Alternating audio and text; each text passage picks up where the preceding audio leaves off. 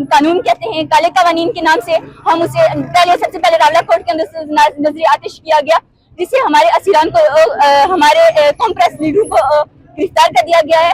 हमारा हुकूमत वक्त से मुतालबा है कि हमारे असीरान को फिलफोर रहा किया जाए। अगर हमारे असीरान को फिलफोर रहा नहीं किया जाता तो हम पूरे नाम नहाद आजाद कश्मीर के अंदर इसी तरह एहतजाज रिकॉर्ड करवाएंगे। जो एहतजाज का मकसद था बुनियादी तौर पे, चूँकि एक आर्डीनेंस पास किया गया है जो सदारती आर्डीनेंस 2024 के नाम पे, जो जमहूरी आज़ादियों पर मुकम्मल कश्मीर के अंदर पाबंदी लगा रहा है, जिसमें आप कोई भी पीसफुल प्रोटेस्ट नहीं कर सकते और रजिस्टर्ड पार्टियों के अलावा कोई प्रोटेस्ट नहीं कर सकता।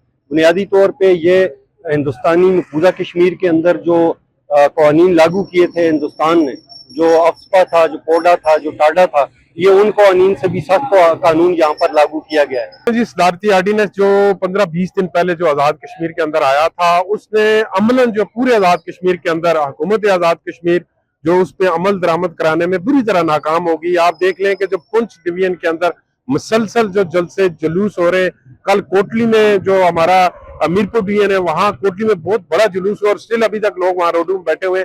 और ये मुजफ्फराबाद डिवीजन जो आखिरी रह गया था, आज यहाँ भी, हालांकि एक दिन कबल यहाँ डिस्ट्रिक्ट मजिस्ट्रेट ने जो है वो पाबंदी लगाई थी और किसी किस्म के इज्तिमा करने पे जो वहां पे पाबंदी थी, आज उन्होंने यूनिवर्सिटी में भी छुट्टी कर दी। इससे मुतल्लिका जितने इलाकों में कॉलेज थे वहां पे भी छुट्टी है। उसके बावजूद यहाँ पे लोग निकले हैं और हुकूमत अपनी रिट को नहीं मनवा सकी।